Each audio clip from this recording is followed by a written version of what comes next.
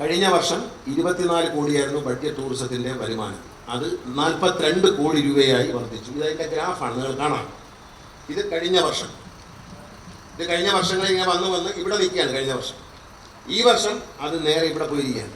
2025 KSRTCയുടെ സുവർണകാലം എന്ന് ഞാൻ പറയുന്നത് 2025 ലഭിച്ചു. നമ്മുടെ ബഡ്ജറ്റ് ടൂറിസം കൈകാര്യം ചെയ്യുന്ന ഉദ്യോഗസ്ഥരും എടുക്കല്ലേ, ജീവനക്കാരും എടുക്കല്ലേ. എന്ത് ചെയ്തു? പിൽഗ്രിം ടൂറിസം തുടങ്ങി. നമ്മൾ ആറന്മുള വള്ളസദ്യ വന്നു. ഏതാണ്ട് 1000-ലധികം സർവീസുകളാണ്, 868 സർവീസാണ് കേരളത്തിൻ്റെ വിവിധ ഭാഗങ്ങളിൽ നിന്ന് ആറന്മുള വള്ളസദ്യക്ക് വന്നത്.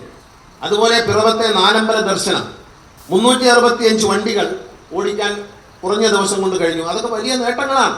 ഇപ്പം പല പിൽഗ്രിം ടൂറിസം പ്രഖ്യാപിച്ചതിന് ശേഷം പല ദേവാലയങ്ങളും കേന്ദ്രീകരിച്ച് നമ്മളെ സമീപിക്കണം. ഞങ്ങളുടെ ദേവാലയം കേന്ദ്രീകരിച്ച് ഒരു സർക്യൂട്ട് പിൽഗ്രിം ടൂറിസത്തിൽ വരണം എന്നാവശ്യപ്പെട്ടുകൊണ്ട് പല സ്ഥലത്തുനിന്ന് വരികയാണ്. തമിഴ്നാട്ടിലെ ദേവാലയങ്ങൾ, പള്ളികൾ, ഇവയെല്ലാം കേന്ദ്രീകരിച്ച് നമ്മുടെ ബഡ്ജറ്റ് ടൂറിസം പോവുകയാണ്. ഇനി നമ്മുടെ ബഡ്ജറ്റ് ടൂറിസം തമിഴ്നാട്ടിലേക്ക് കയറി കൊടൈക്കനാൽ ഇങ്ങനെയുള്ള സ്ഥലങ്ങളിലേക്ക് പോകാനുള്ള നടപടികളും ആരംഭിച്ചിട്ടുണ്ട്. അവർ പോയി എല്ലാം കണ്ടു, ഹോട്ടൽ താമസവും കാര്യങ്ങളെല്ലാം ഫിക്സ് ചെയ്തു. ഇനി KSRTC വാഹനങ്ങളിൽ ഫുഡ് കൊടുക്കാൻ പോവുകയാണ്. പല കമ്പനികളും മുന്നോട്ട് വന്നിട്ടുണ്ട്. അവർ ഓൺലൈനായി ബുക്ക് ചെയ്ത് കഴിഞ്ഞാൽ ബസ് സ്റ്റേഷനിൽ കൊണ്ടുവന്ന് ഇരിക്കുന്ന സീറ്റിൽ സാധനം സെർവ് ചെയ്യും. ഒരു സ്റ്റാർട്ടപ്പുകാർക്ക് നമ്മൾ അനുവാദം കൊടുത്തിട്ടുണ്ട്. വേസ്റ്റ് മാനേജ് ചെയ്തുകൊണ്ട് ഇതിൻ്റെ വേസ്റ്റ് അതായത് അടുത്തടുത്ത സ്റ്റേഷനുകളിൽ അവർ തന്നെ ക്ലിയർ ചെയ്യും. നമ്മുടെ വേസ്റ്റ് കൂടെ കാത്തി എല്ലാ സംവിധാനങ്ങളും ഒരുക്കി. ഒരു പ്ലാസ്റ്റിക് കുപ്പി ഇട്ടതിൻ്റെ പേരിൽ ഗണേഷ് കുമാറിന് എന്തെല്ലോ പറ്റിയെന്ന് പറഞ്ഞു. ഒരൊറ്റ പ്ലാസ്റ്റിക് കുപ്പി ഇന്ന് ഒരു വൃത്തികേടോ ഒരു മാലിന്യമോ KSRTC വണ്ടി കാണിക്കാൻ പറ്റും. എന്നെ പറയുന്നതിനൊന്നും എനിക്കൊരു കുഴപ്പമില്ല, ഒരു പ്രശ്നമില്ല, അതിലൊന്നും ഒരു നാണവുമില്ല. പക്ഷേ നന്നാകണമെന്ന ആഗ്രഹത്തിൽ ഒരു മാറ്റവുമില്ല. ഇപ്പോൾ ഒരു പ്ലാസ്റ്റിക് കുപ്പിയും കാണാനില്ല, ഒരു മാലിന്യവും കാണാനില്ല. ഡ്രൈവർക്ക് വെള്ളം കുടിക്കണോ, സൈഡിൽ എല്ലായിടത്തും ഹോൾഡർ വെച്ച് കൊടുക്കാനായി എഞ്ചിനീയർമാരെന്ന് പറഞ്ഞിട്ടുണ്ട്. അതിൽ വെള്ളം വയ്ക്കാം, അത് കുടിക്കാം, നല്ല വെള്ളം കുടിക്കാം.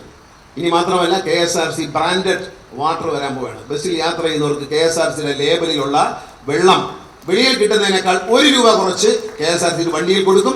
അതിൽ 2 രൂപ ഒരു കുപ്പി വെള്ളം വിൽക്കുമ്പോൾ 2 രൂപ കണ്ടക്ടർക്കും 1 രൂപ ഡ്രൈവർക്കും കൊടുക്കും. ഡ്രൈവർ കൂടെ കൊടുക്കണമല്ലോ, ഡ്രൈവർ കാഴ്ചക്കാരനായിട്ടിരുന്നാൽ പോരല്ലോ. ഈ KSRTCയിൽ ഡ്രൈവറോട് അനീതിയുണ്ട്. എൻ്റെ അച്ഛൻ പഴയ ഡ്രൈവേഴ്സ് യൂണിയൻ്റെ പ്രസിഡന്റാണ്.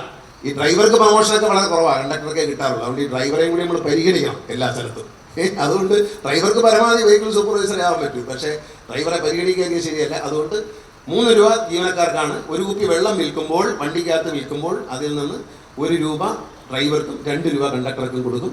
യാത്രക്കാർക്ക് മാർക്കറ്റിൽ കിട്ടുന്നതിനേക്കാൾ MRP 1 രൂപ കുറച്ച് വെള്ളം കൊടുക്കും.